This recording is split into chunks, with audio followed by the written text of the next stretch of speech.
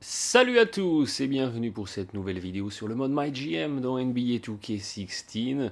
On continue la saga qu'on a commencé avec les Portland Trail Blazers.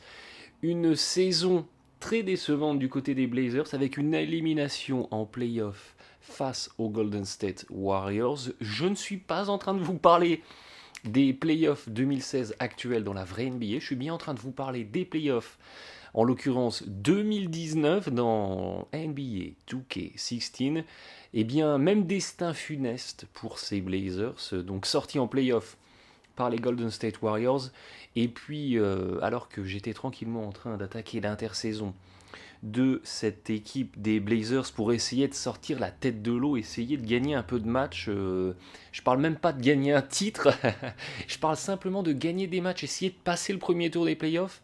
Et puis je me suis dit, et si c'était pas cette ville de Portland qui me portait la poisse, est-ce que Blight ne serait pas finalement malvenu dans l'Oregon? Donc je me suis dit qu'il fallait faire quelque chose et c'est pour ça que c'est officiel, je me casse.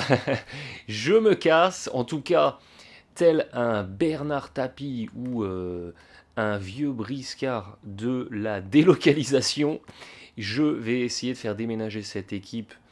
On quitte Portland, direction la ville de Saint-Louis. Alors pourquoi Saint-Louis? Parce que c'est une ville où j'ai passé un an quand j'étais étudiant. Donc voilà, c'est une ville que je porte dans mon cœur, une ville méconnue des États-Unis, mais qui est très charmante et surtout, et c'est le plus important, peuplée de personnes passionnantes et attachantes. Donc, on a commencé à remplir le dossier. Parce que tout ça, finalement, c'est très procédurier.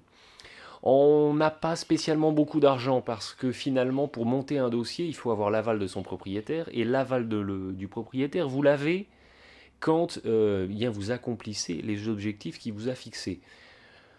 On ne peut pas dire qu'on en a accompli beaucoup, donc on a un petit budget pour monter cette délocalisation. Donc on va à Saint-Louis dans un contexte. Donc Saint-Louis, si vous ne savez pas, c'est ici, hein.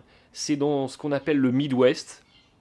Donc la question qu'il faudrait se poser, c'est est-ce qu'on serait dans la conférence Est ou dans la conférence Ouest? Pour moi, on est exactement dans la même latitude que la Nouvelle-Orléans, que New Orleans. Donc pour moi, on serait dans la conférence Ouest, mais vous voyez que entre un Chicago et un Indianapolis et un Saint-Louis, il n'y a pas beaucoup d'écart. Mais pour moi, on serait dans la conférence Ouest, donc du côté de Saint-Louis, avec une franchise bien entendu rebaptisée les Saint Louis Spiders. Dans une salle que je vous ferai découvrir, ça sera peut-être une surprise, avec des maillots que je vous ferai découvrir, ça sera peut-être une surprise si c'est validé. Une infrastructure pour l'instant relativement cheapy. Relativement cheapy parce que on n'a pas un gros budget. Donc vous voyez, nos infrastructures, elles sont à 2 sur 10, ça fait pas rêver. On n'a pas un gros budget, mais c'est un début. Ça se trouve, on va faire une demande aujourd'hui, elle sera refusée, on en refera une la saison prochaine. Voilà, on va peut-être monter crescendo.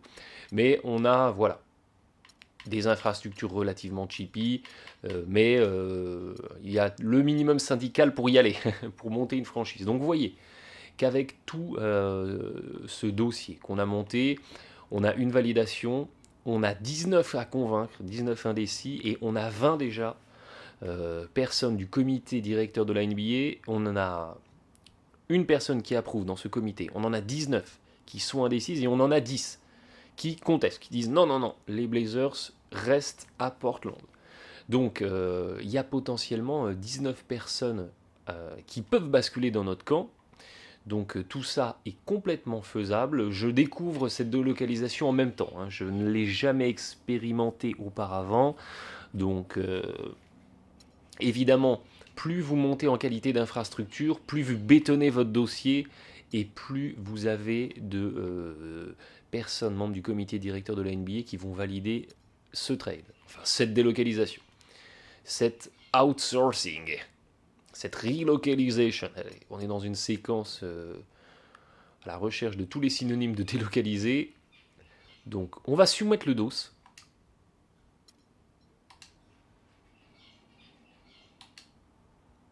Et puis On va attendre. On va attendre, pour voir ce qui se passe. Il nous faut 16 votes sur 30. Parlez aux propriétaires indécis pour voir ce qui peut leur faire changer d'avis. Alors normalement, on s'entend super bien avec les autres propriétaires. On est quelqu'un de confiance. On a 49 de sympathie. Je sais que vous êtes un homme très pris. Je voulais donc vous parler de notre projet de délocalisation des Trailblazers à Saint Louis. Pas de problème, on peut en discuter. Que voulez-vous savoir? Nous avons entendu dire que vous hésitez à voter ou non pour l'approbation de notre délocalisation. Auriez-vous l'amabilité de nous expliquer les raisons qui motivent ce doute? Avant toute chose, je ne sais pas trop penser du fait que vous délocalisez une équipe à Saint Louis. Je ne sais pas trop quoi penser du niveau d'intérêt de vos fans pour votre équipe à Saint Louis. Je ne suis pas convaincu à 100% par les aménagements de luxe que vous avez prévus. Enfin, je ne suis pas convaincu par les infrastructures de base.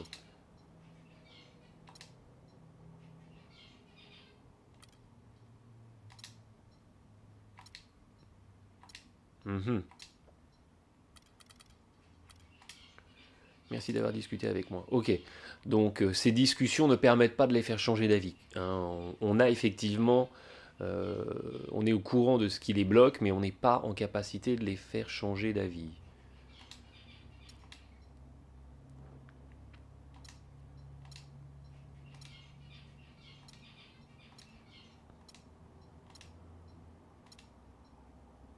Je le réprimandé. Comment se mettre quelqu'un à dos? Donc en gros, pour schématiser, alors c'est vrai que Saint-Louis, c'est pas un très gros marché. Donc clairement, c'est pas une opération business. Ensuite, c'est vrai que on a des installations cheapy, donc la salle ne fait pas rêver. Effectivement, l'intérêt des fans sur place, même s'il n'y a absolument aucune équipe de basket, même à un niveau inférieur, euh, même à un tout petit niveau, il n'y a pas d'équipe de D-League par exemple affiliée à Saint-Louis, il n'y a rien du tout là-bas. Donc l'intérêt des fans pourrait être grand, mais c'est un tout petit marché. Donc effectivement, ça peut bloquer certains propriétaires. Par exemple, ce qui serait intéressant aussi, c'est de voir pourquoi le proprio des Lakers bloque.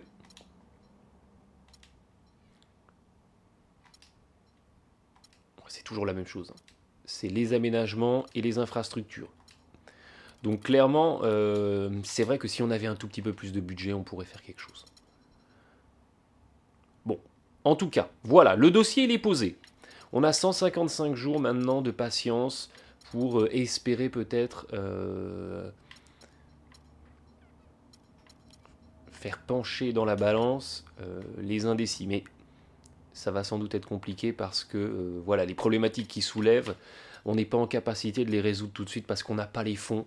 Le propriétaire ne nous a pas alloué de fonds suffisants pour finalement monter peut-être la salle qui ferait rêver n'importe quel fan NBA pour voilà, délocaliser cette équipe. Donc, revenons aux affaires purement sportives.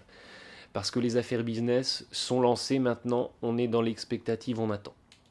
Du côté des Portland Trail Blazers, souvenez-vous, on s'était laissé sur une élimination en playoff. Alors, pour qu'on ne passe pas en revue tout l'intersaison, je l'ai fait hors ligne, je l'ai fait hors caméra, hors vidéo. Quel a été le résultat de cette intersaison? On a re-signé McCollum. Et on l'a re-signé avec un contrat relativement raisonnable.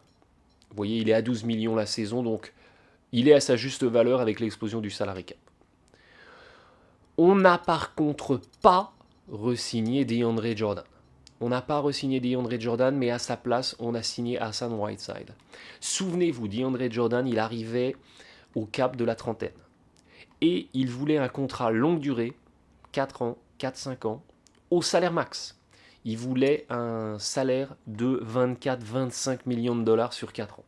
Autrement dit, il nous mettait dans une situation où, si on voulait le conserver, il fallait complètement plomber nos finances. On a choisi de ne pas le garder, mais de se rabattre vers un joueur qui a plus ou moins le même profil, qui est encore assez jeune, qui a plus ou moins le même âge, autant pour moi, qui a plus ou moins le même âge, la trentaine, mais qui va demander 2 fois moins, et sur un contrat plus court. Donc potentiellement, on a quelqu'un plus ou moins du même calibre, même si Whiteside a un général moins fort que DeAndre Jordan, et surtout qui nous coûte beaucoup moins cher. Alors vous allez me dire, mais pourquoi t'as pas re-signé DeAndre Jordan et derrière tu l'échanges? C'est vrai que ça aurait pu se faire.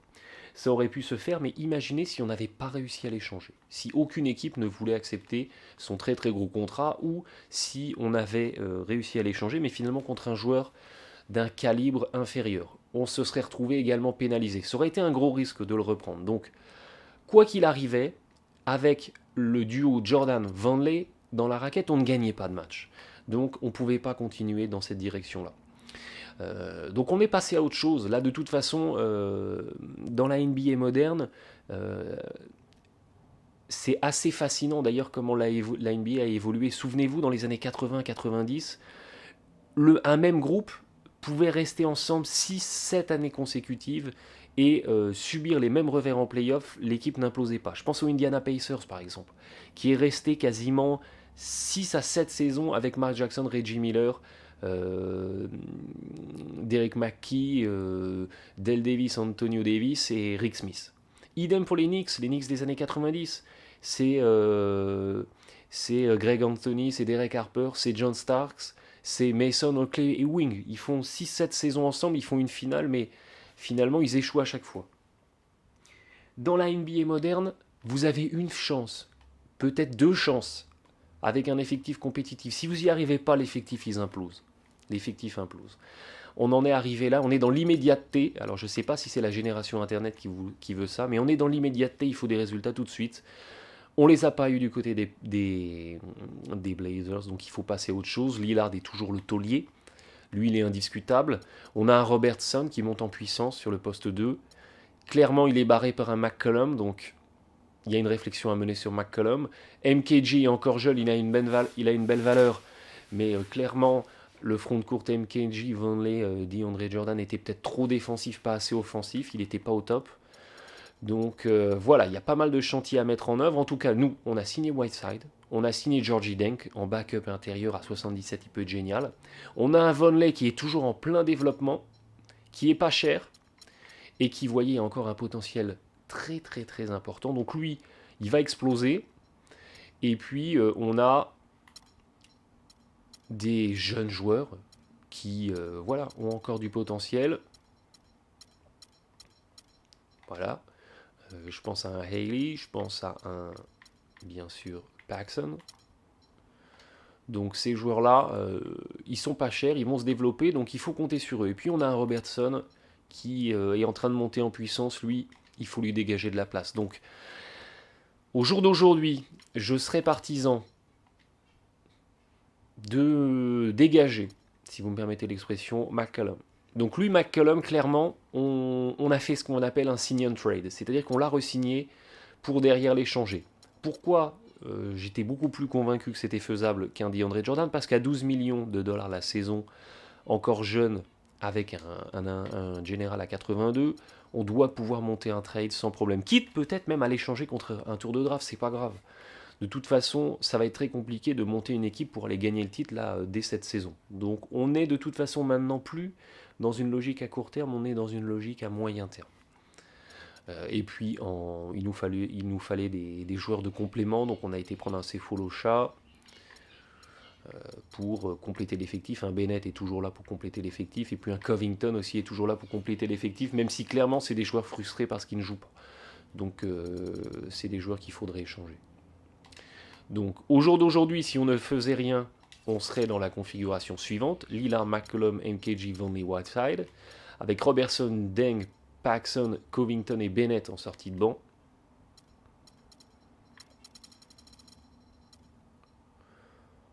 Emmené par coach Nelson, on a été aussi contraint de changer de coach suite aux échecs consécutifs. Malheureusement pour nous, on n'a trouvé aucun gros bonnet, aucun coach de renom sur le marché pour reprendre l'équipe, même en leur proposant beaucoup d'argent. Donc on a pris un coach peut-être moins connu, mais qui a une belle expertise, une belle évaluation.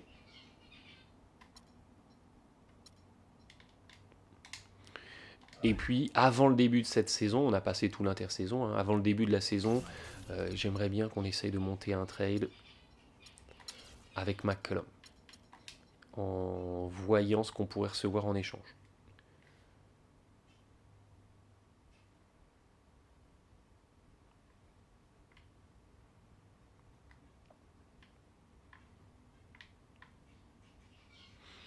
Alors, on pourrait avoir un Greg Monroe. McCollum et Covington, ça serait intéressant, on récupérerait Greg Monroe. Le problème, c'est qu'on n'a pas besoin d'un ailier fort, on a déjà Vanley, on n'a pas besoin d'un pivot parce qu'on a Whiteside. On pourrait utiliser Whiteside en backup, mais on a déjà Georgie Deng, il se marcherait sur les pieds. Même un RG Hunter est intéressant, hein, avec un beau potentiel, un salaire relativement raisonnable. On pourrait accueillir un Monroe et derrière essayer de le rééchanger. Pourquoi pas? Parce qu'il a une belle valeur.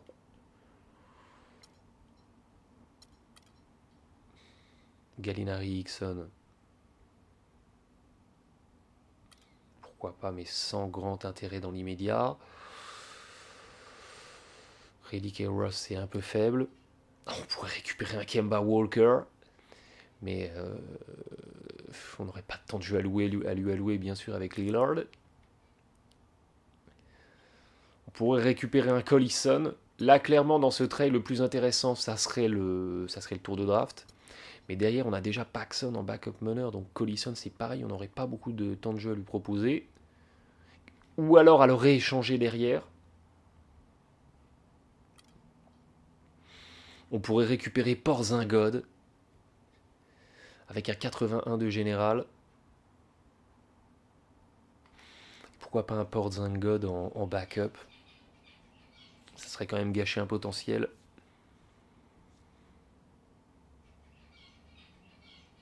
Ou alors à derrière échanger Vanley. Mais c'est pareil, c'est pas tout à fait dans notre stratégie initiale. Les Lakers nous proposent rien d'intéressant, les Mavs non plus. Idem du côté des Nets, idem du côté des Nuggets. Après, on pourrait récupérer un Miles Turner qui a un beau potentiel en backup pivot. Mais c'est pareil, il se marcherait un petit peu sur les pieds avec Whiteside.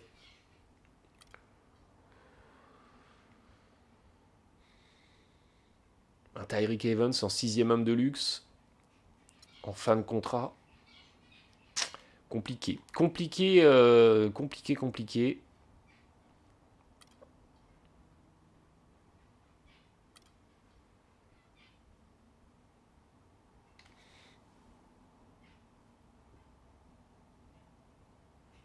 Clairement, le trade le plus intéressant pour nous, c'est de récupérer Monroe.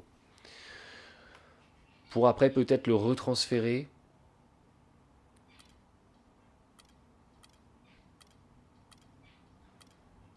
Ou vous me direz, on peut aussi retransférer Kemba Walker. Ce qui est pas mal aussi dans ce trade pour Porzingis, c'est on récupère un premier tour de draft.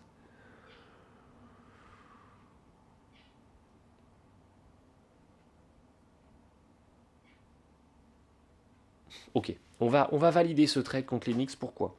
Parce qu'on va récupérer un tour de draft qui arrive là, à la fin de cette saison. Et derrière, on va rééchanger Porzingis en espérant que on ne soit pas confronté au problème, vous savez, des joueurs échangés qui ne sont pas retransférables avant 30 jours, je sais plus. Ça, c'est un cas particulier dont je ne me souviens plus. Allez, on va tenter ça. De toute façon, il nous faut du 109. En plus, on dégage Bennett qui avait le moral dans les chaussettes, donc ça, c'est très bien.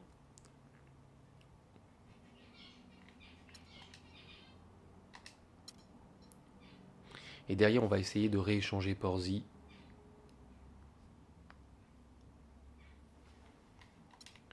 On va laisser le coach gérer les trades non, les mises à jour du roster. Alors évidemment, le moral équipe va chuter, mais on n'a pas le choix. On n'a pas le choix.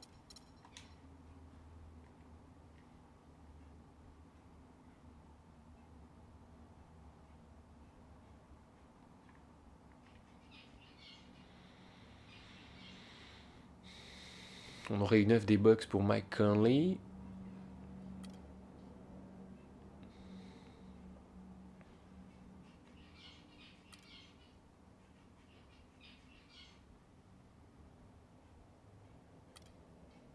Joe Johnson, non merci. Archie Goodwin, il y aurait un tour de draft, ça pourrait être pas mal, mais ça me fait pas rêver. Par contre, un Gordon Hayward, ça pourrait être pas mal. Ça pourrait être un super trade, parce que je pense qu'on a manqué de qualité offensive, et récupérer un Gordon Hayward, ça pourrait être super. Derrière, on se débarrasse de Covington, qui avait le moral dans les chaussettes. Et pourquoi on ne pourrait pas utiliser MKG en sixième homme? Il pourrait intervenir sur le poste 3 et le poste 4. Georgie Deng en backup pivot. Ça commence à ressembler à quelque chose d'intéressant. Plus Porzingis au Jazz, ça colle parfaitement.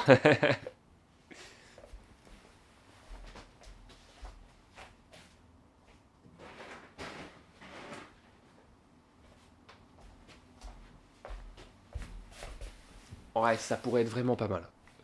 Ça pourrait être vraiment pas mal.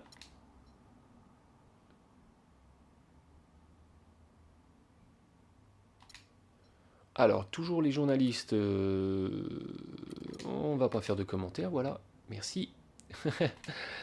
Vous voulez nous tacler, on ne rentrera pas dans votre jeu. Donc voilà, par contre, l'entente équipe a chuté. L'entente équipe a chuté, bien entendu, parce que eh bien, on a fait imploser le groupe, donc la cohésion n'est plus au rendez-vous, mais ça, c'est pas grave, parce que la cohésion, elle va revenir. Là, ce qu'il faut qu'on voit, c'est ça.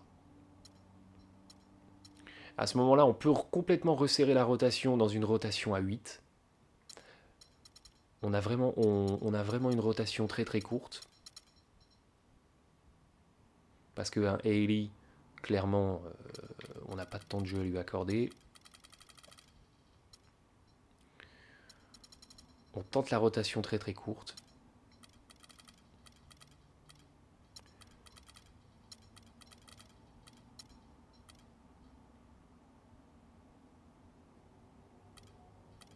Voilà, pour moi, Deng et Whiteside se partagent le temps de jeu.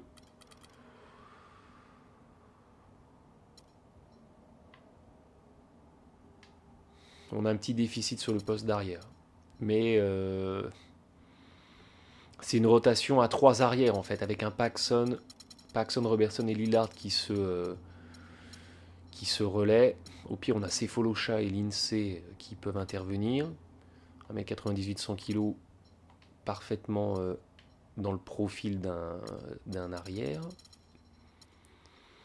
À ce moment-là, on a vraiment une utilisation du banc à 8 joueurs.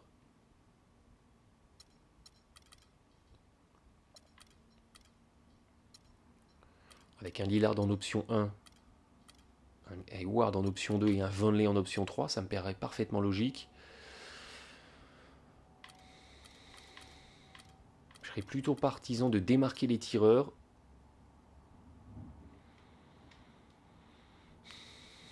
De jouer quand même relativement patient en limitant les transitions. Et en ayant une défense très agressive, après tout, ça peut être un précepte intéressant.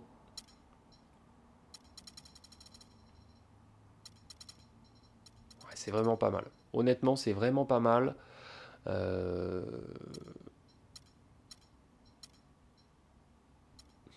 voir par contre si MKG va accepter ce rôle de sixième homme. Ça, c'est pas gagné. C'est pas gagné, mais si au pire,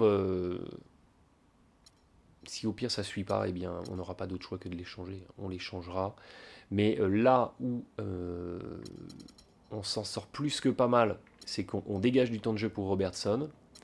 On intègre Hayward qui va nous apporter de l'attaque, des qualités d'attaque. On continue de permettre à Vonleh de se développer. On a un Whiteside qui essaye de compenser le départ de DeAndre Jordan. Et puis en sortie de banc, on a finalement un joueur avec un calibre presque All-Star, avec une éval de plus de 82, qui peut être vraiment impactant.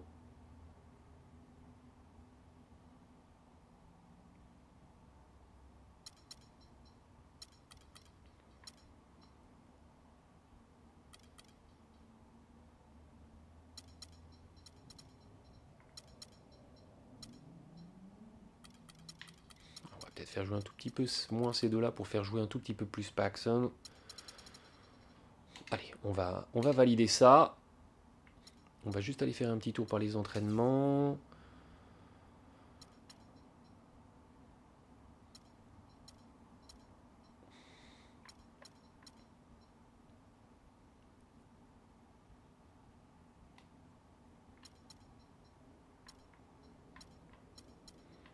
On va faire des fondamentaux.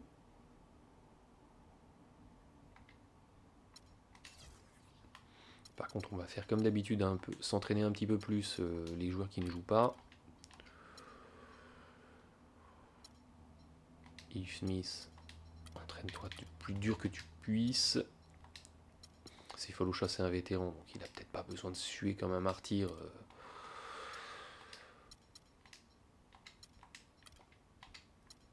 Paxson non plus. Voilà, ok. Je vous propose eh bien, qu'on voit ce que ça donne dans un match face aux Kings. On va faire un simcast. Et puis on va rentrer en jeu. En espérant que ça soit un match serré. Pour l'instant, ça y ressemble. Et puis on va jouer le 4e quart-temps. En espérant pas faire n'importe quoi. Bon, on rentre à plus 7. Donc si on perd ce match, honte à nous. Honte à nous. Parce que a priori ça a bien commencé. Tiens d'ailleurs ça serait intéressant, j'ai pas regardé, de voir au niveau du classement des valeurs comment cette nouvelle équipe des Blazers s'est évaluée. Alors je ne sais pas en quoi les résultats sportifs peuvent influer sur la validation de la délocalisation. Ça serait intéressant à évaluer. De toute façon, il faut... bon, à mon avis, là, c'est refusé, parce que clairement, on n'a pas mis assez de moyens. Il faut qu'on débloque un peu d'argent pour améliorer les infrastructures. Clairement, il nous faut des infrastructures haut de gamme.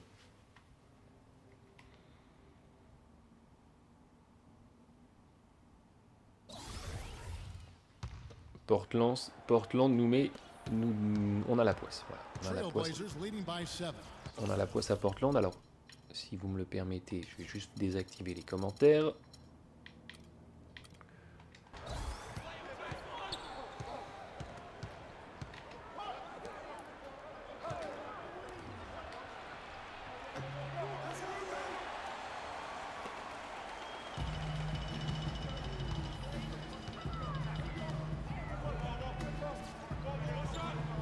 Jake Crowder est du côté des Kings. Ce qui peut être sympa, c'est qu'avec Whiteside, on a quand même une machine à rebond. Ça, c'est toujours la bienvenue. Bon, on n'est pas tout à fait sur les préceptes du coach, qui veut qu'on limite le tempo.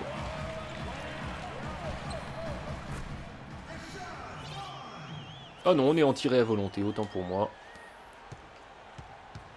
Le coach, il s'adapte. À la base, il veut qu'on joue du temporisé, mais s'il faut attaquer le tempo, il valide.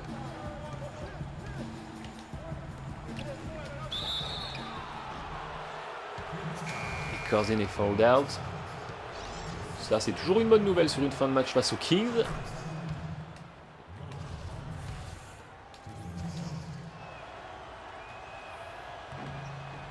Alors, ce qui serait intéressant pour les fins de match, je vais griller mon dernier temps mort pour les 6 dernières minutes, mettre ça en place. Ce qui serait intéressant pour les fins de match, ça serait de jouer small ball en fait, avec Vonleh en 5 et puis MKG en 4.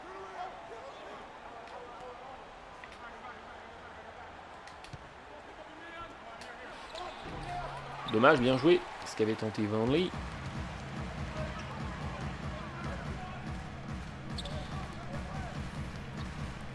Qui sort sur le 35 dont j'ignore l'identité. Personne. Bien joué. Dommage, j'ai raté le trailer. Enfin, c'était pas un trailer, mais j'ai raté l'intérieur qui coupait. Voilà. La panne sèche en panier est interrompue.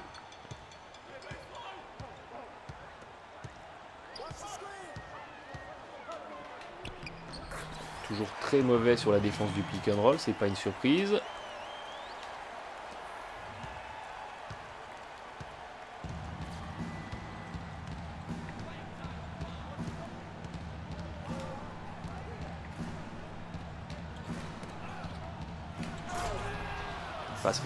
Passe risquée, mais qui passe quand même. Il faut être dans les prises de risque, ça paye parfois. Oh là là! Je m'étais assoupi au volant.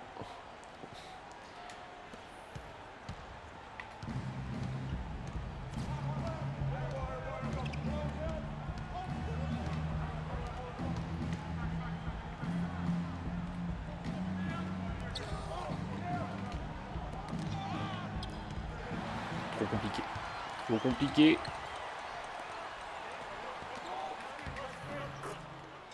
Okay, on va demander un temps mort. C'est mon dernier. C'est le fameux bug des temps morts. Mais ce que j'avais en tête, c'était de finir les matchs dans une config small ball avec du coup MKG et Vonley.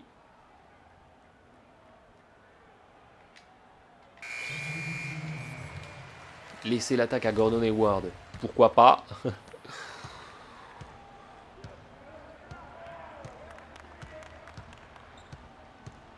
A priori ça c'est un flare screen, voilà. Dommage. C'est ce que le Thunder lance quasiment 10 fois par match pour Westbrook. Un petit écran dans le dos comme ça, en tête de, enfin dans l'axe, pour décaler un tir à 3 points. C'est toujours une séquence très compliquée à défendre. Bien joué. Oh! On n'est pas malheureux.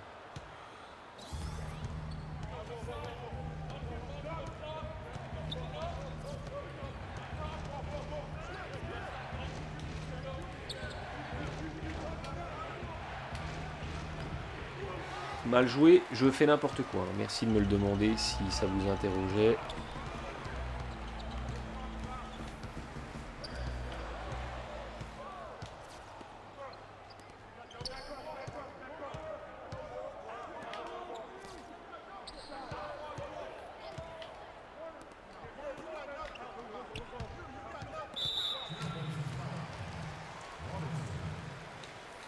Ça sera pas un match de référence, voilà.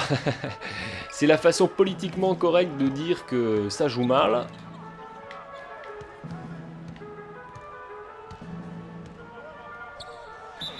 Oh là là, c'est n'importe quoi cette faute. Et l'écart est en train de fondre comme neige au soleil. On va perdre ce match.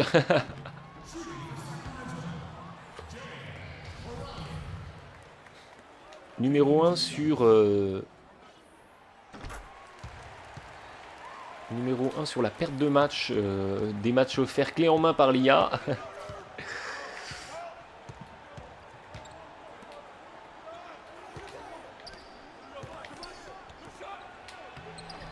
Oh, c'était propre, mais il rate le lay-up. Ça avait été bien contesté par Crowder, mais la séquence était très bien construite.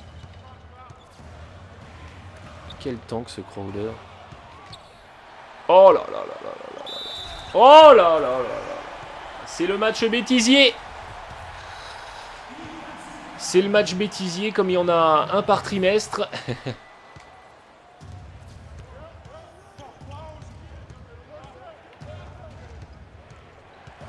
Ah, une isolation pour Lillard, ok. Et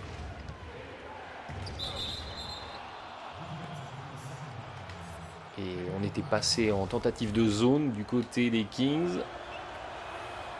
Les arbitres ne se sont pas laissés faire. Bon, allez. Maintenant, on arrête les conneries. Et on joue.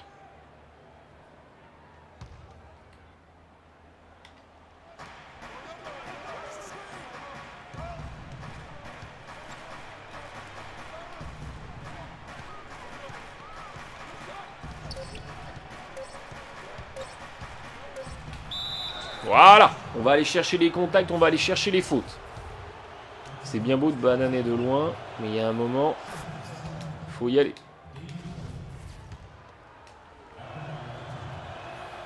Et puis derrière, on verrouille les stops. C'est pas possible. On a pris que des paniers dans la raquette quasiment, c'est pas possible.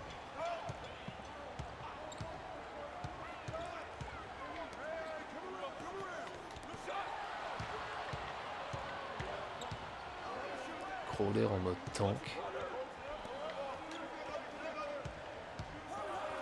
Sa défense du pick and roll, elle est très bonne. Ça jaillit super haut. On va temporiser, on n'a pas besoin de s'enflammer.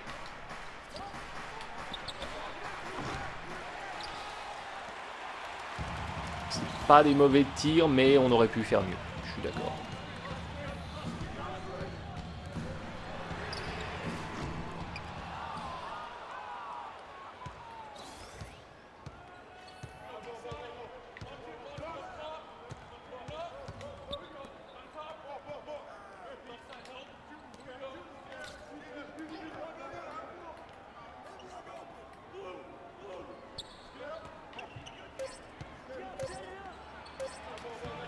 Super, bien fait Robertson, bien joué. Très belle utilisation de l'horloge, très belle finition. Quand je vous disais qu'il fallait qu'on fasse confiance à ce petit Robertson, vous voyez ce que j'avais en tête?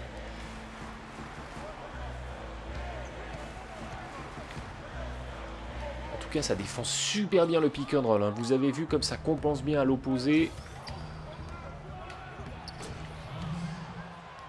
Et la capacité à accélérer des Blazers est assez impressionnante sur des stops défensifs.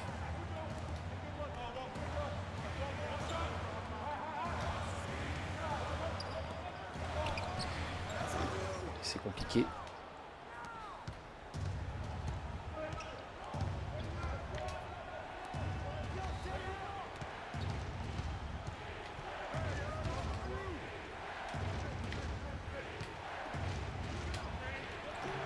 Oh là là MKG, il avait fait le plus dur. C'est loin d'être gagné. Hein. Il reste beaucoup de temps. 7 points, c'est rien du tout.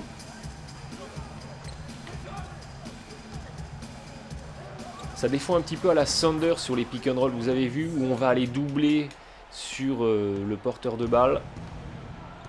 Et derrière, effectivement, s'il y a une belle passe de retour, il y a un tir ouvert.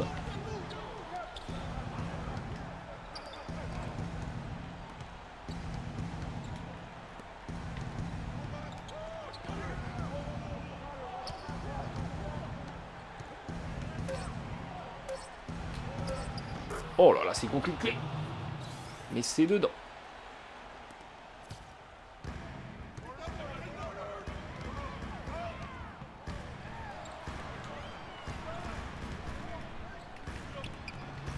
Oh là là, oui, c'est sûr que arriver aussi proche du cercle, c'est compliqué de ne pas se prendre un panier.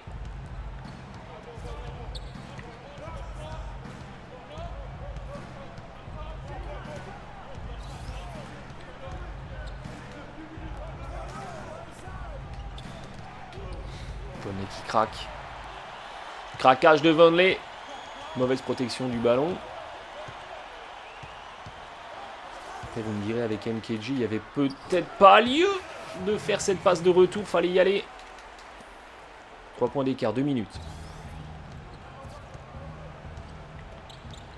C'est censé être Lillard time.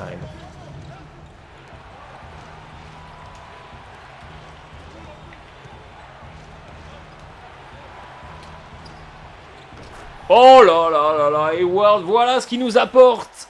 Voilà ce qu'il nous apporte, ce que ne pouvait pas faire un MKG.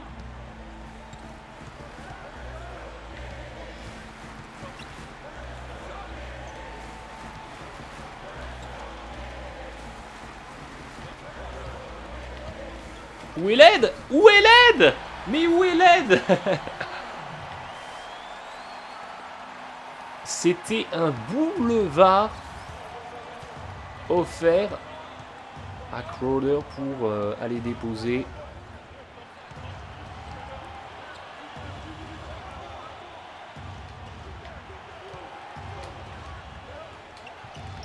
Oh là là là là! MKG qui envoie un saucisson.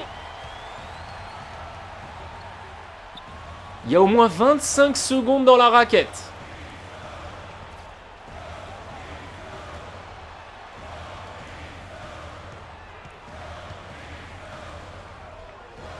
Oh là là là là, qu'est-ce que c'était compliqué, c'était super bien défendu, mais c'est dedans. Possession ultra importante.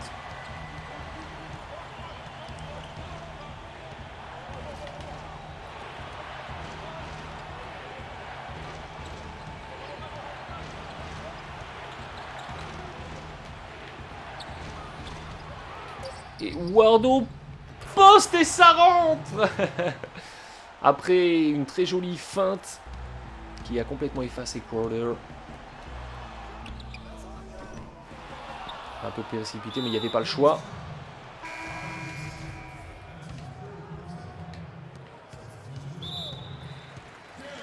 Et ça devrait être une formalité maintenant.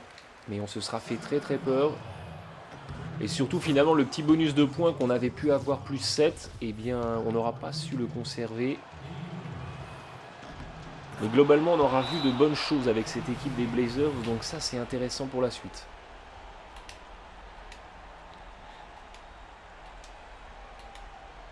Avec le trio Lillard, Robertson et Hayward, on a du danger à 3 points. Donc on peut étirer la raquette, ça c'est très très bien pour ouvrir des intervalles. Et Vonleh, Whiteside et MKG Deng, pour ce qui est d'avoir des tauliers intérieurs, c'est pas mal aussi.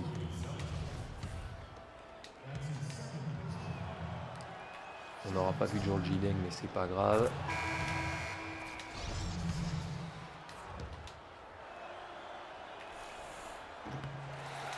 J'ai envoyé par contre tout le monde durant l'intersaison au camp lancer franc. Hein.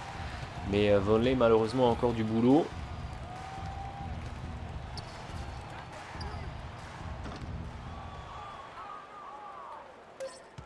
Voilà, on va en rester là. Victoire des Blazers, on finit à plus 7.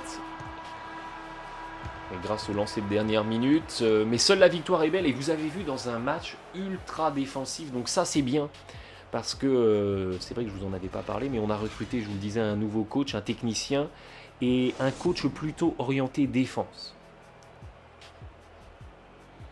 Donc sur ce premier match, qui n'est pas significatif de grand chose, mais sur ce premier match, vous voyez que on aura été dans un scénario ultra défensif, donc finalement ça peut être pas mal.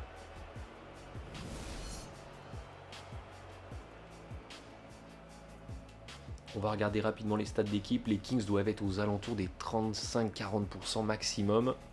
On n'avoir mis que 77 points, plus toutes les pertes de balles.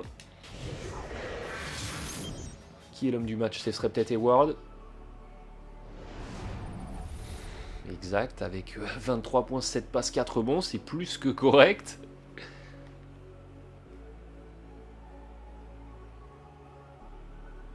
Oh, il y avait en plus une faute sur ce tir.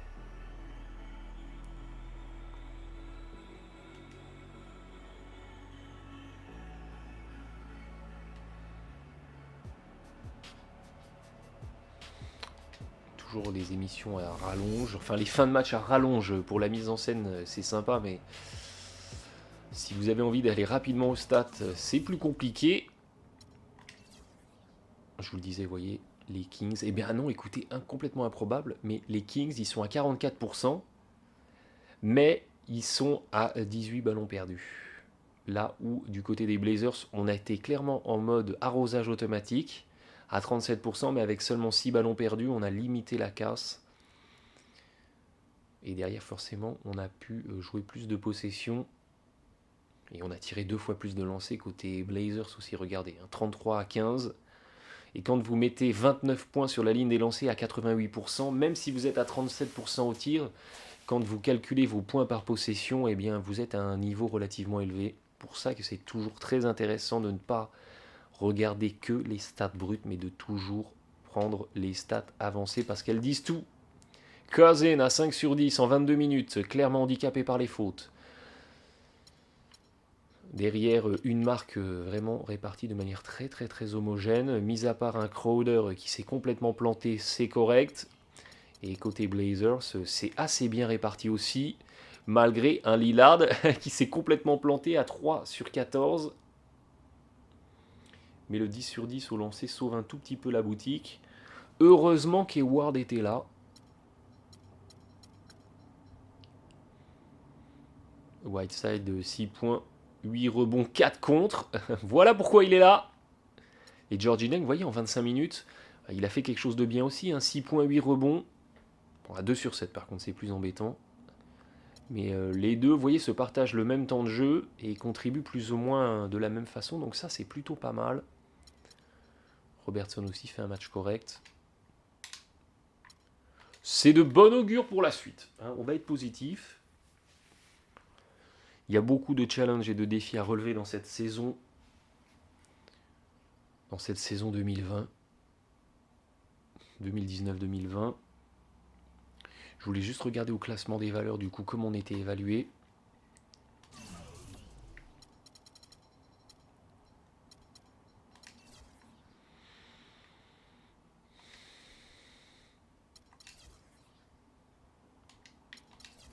Eh bien, a priori, on est bien évalué. A priori, on est bien évalué.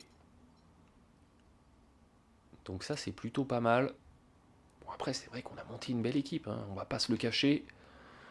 Et puis, au niveau... C'est vrai, je ne vous les ai pas montrés, mais au niveau des contrats joueurs, on est... vous voyez qu'on n'a pas dépassé le salary cap. Donc, on a un salary cap à 90 millions, nous on est à 89 et des poussières, donc on est en dessous. Derrière, on a un Lillard qui est un des meilleurs joueurs de la ligue, qui a un contrat max, ça n'a aucun problème, enfin c'est parfaitement légitime. On a un MKG qui est en fin de contrat sur lequel il faudra statuer, et puis après on a des joueurs avec des salaires complètement maîtrisés, et pas mal de joueurs de complément qui sont encore des jeunes joueurs sous des contrats rookies, donc qui coûtent pas cher. À la fin de la saison, bien entendu, on prolonge Robertson, on va peut-être même le faire en cours de saison.